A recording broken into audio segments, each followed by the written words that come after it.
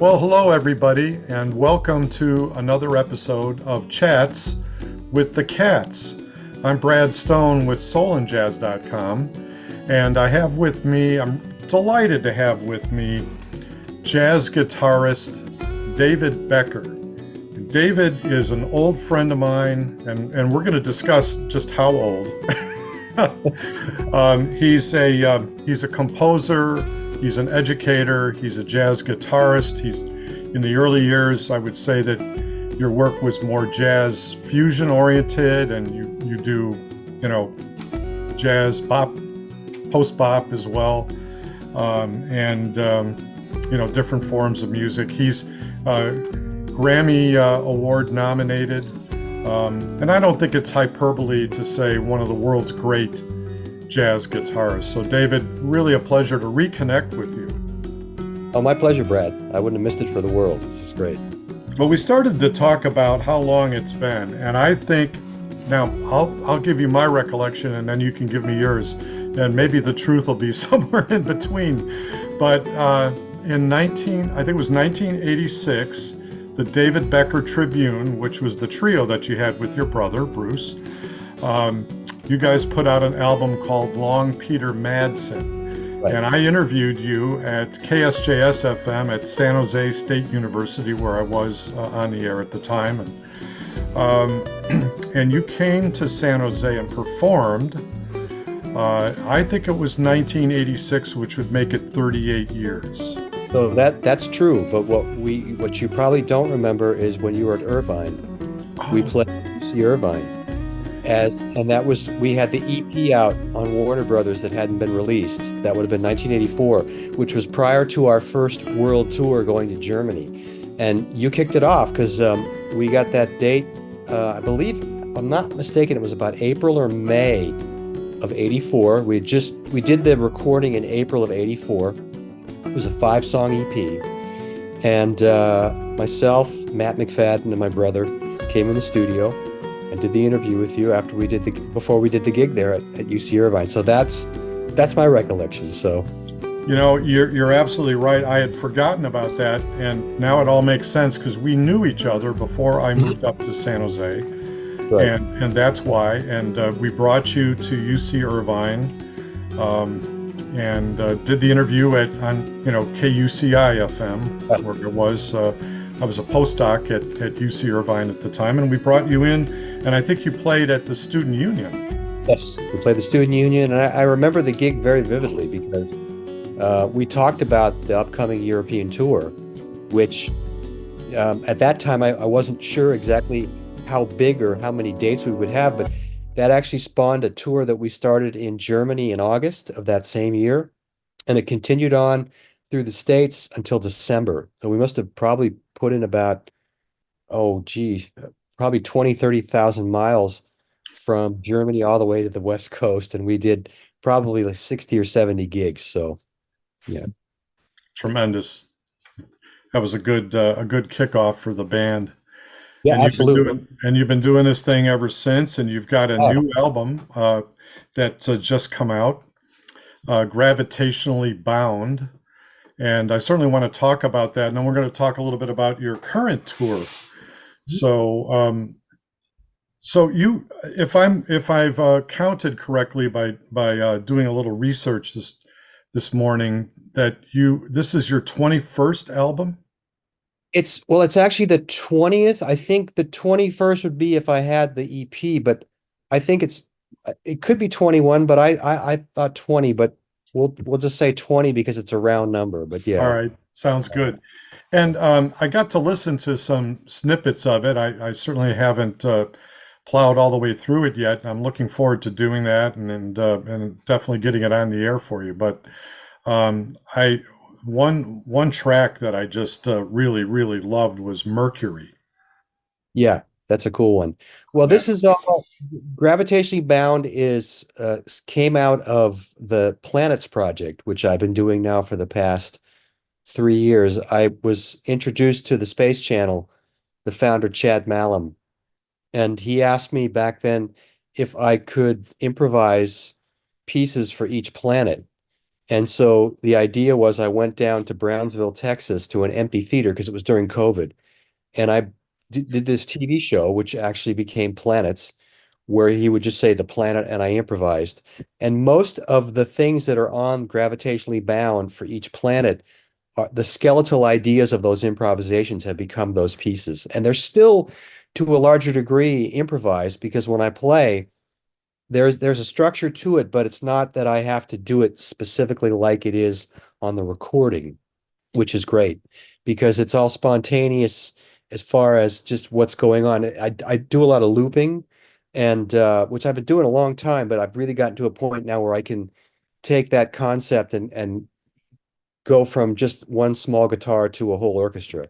So it's a lot of fun and it's a challenge for me, but with having the visuals behind me in the performance is great for the audience because the concerts I have done so far, I've done, I think, five. I did two in the States and three in New Zealand, and I've got a whole bunch more coming up. And the audience response has been really overwhelming. So I'm really looking forward to getting out there now that the album is done and doing more shows. Awesome. So let's talk a little bit about the production of the album. Now, are you doing all the instrumentation on it? Yes, it's all me. In Good.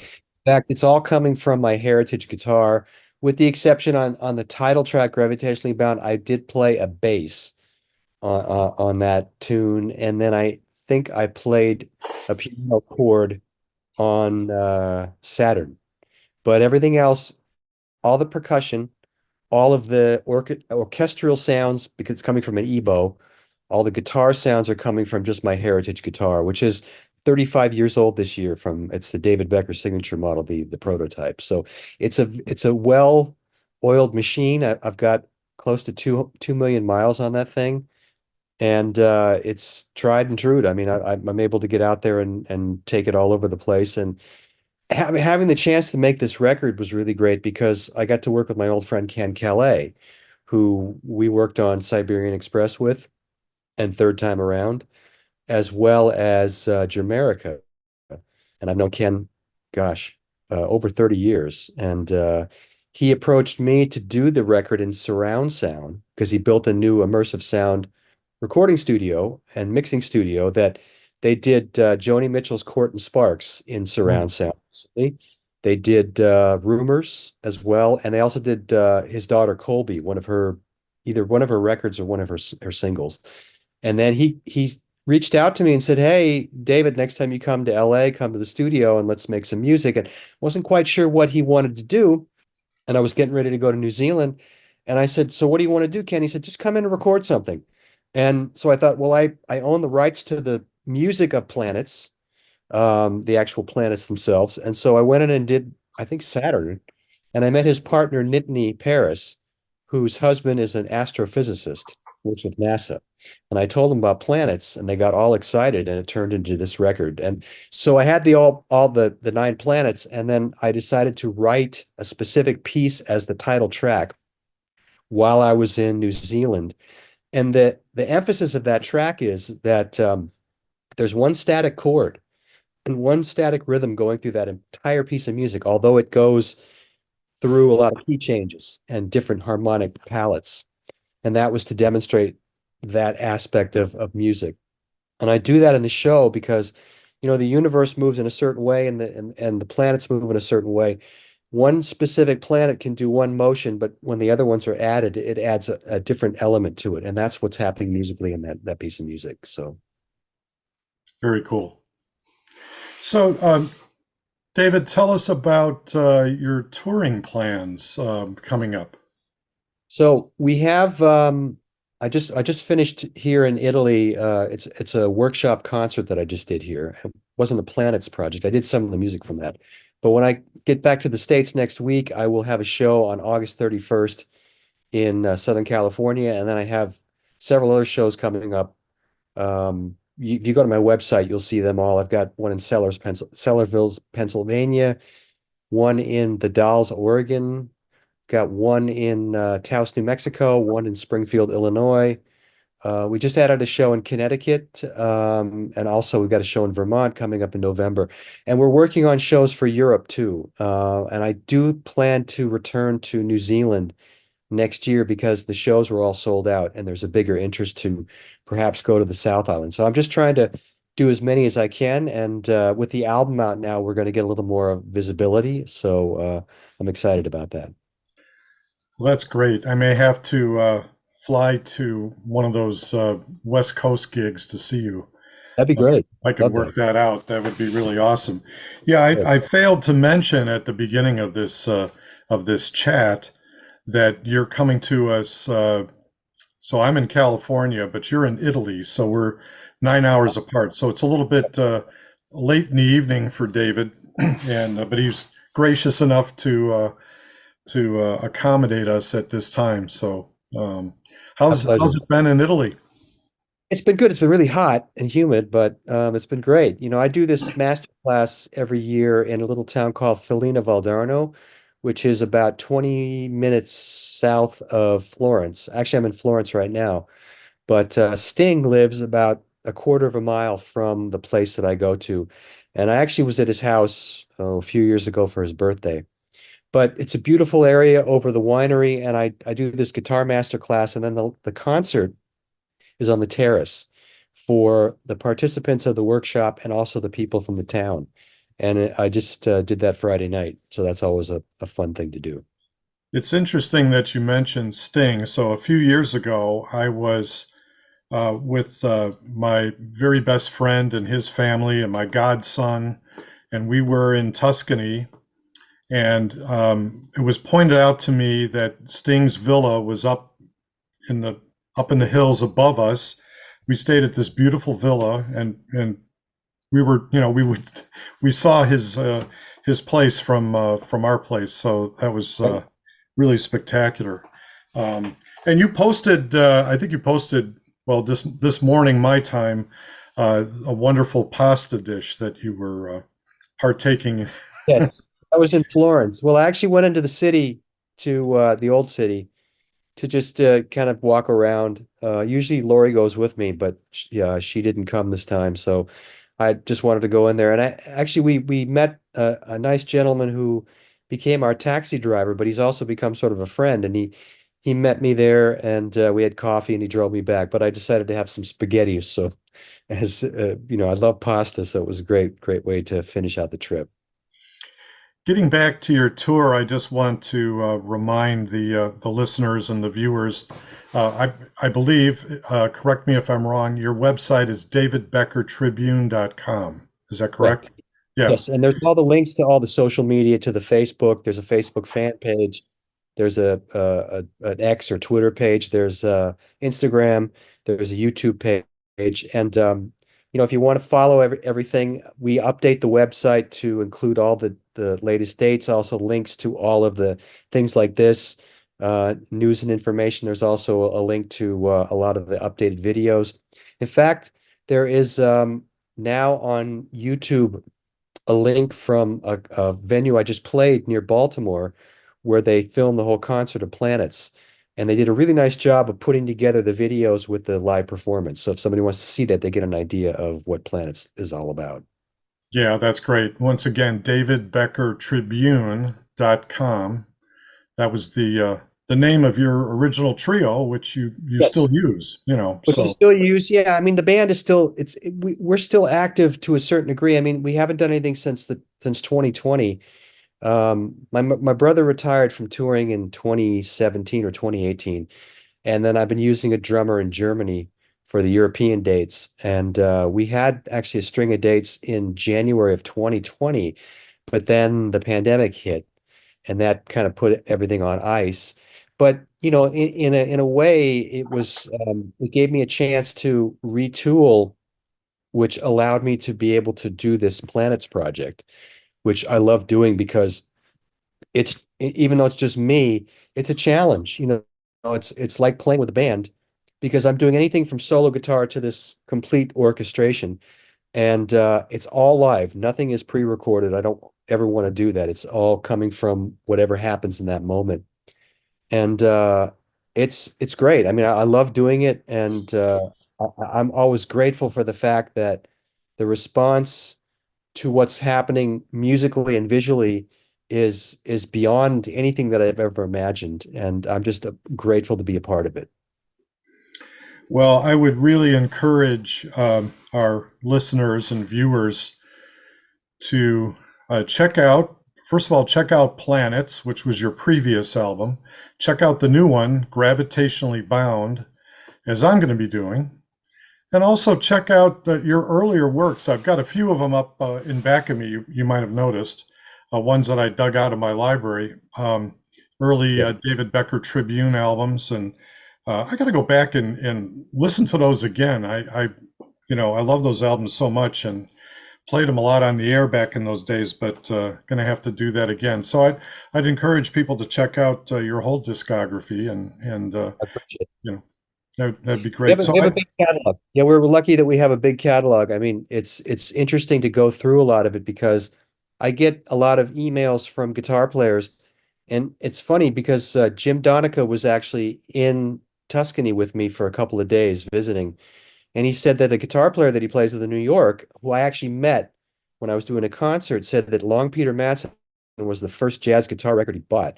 And I've had that from a lot of guys, and it's a great compliment because you don't know. I mean, I was 20 in my early 20s when I did that, but the fact that those records still resonate with people is great, and I'm grateful for that.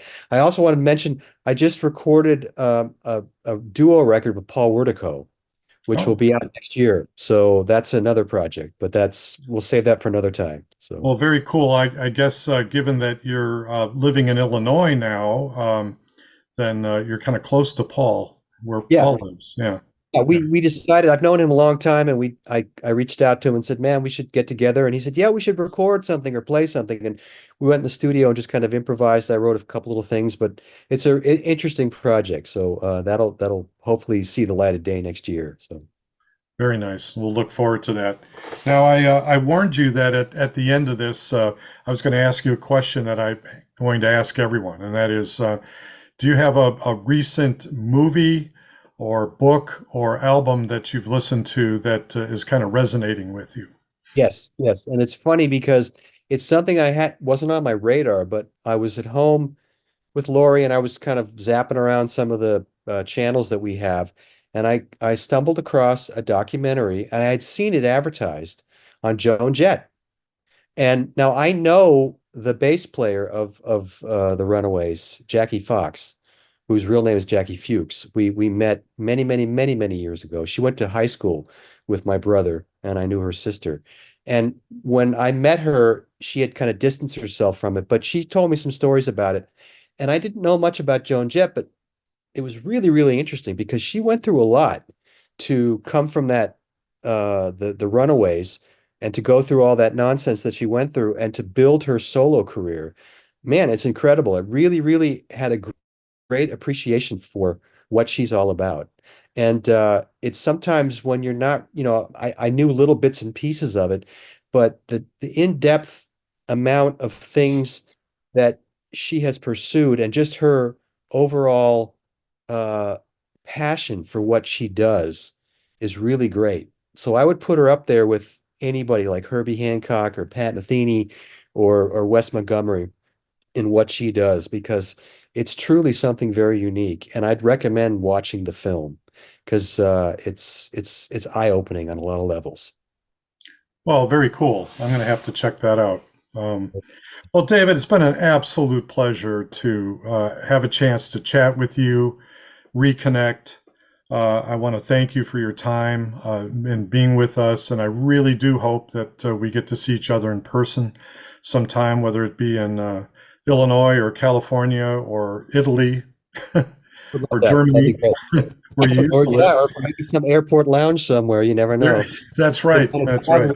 Yeah, Well, thanks again for joining us, David. my pleasure. Thank you, All the Brad. best. Bye now.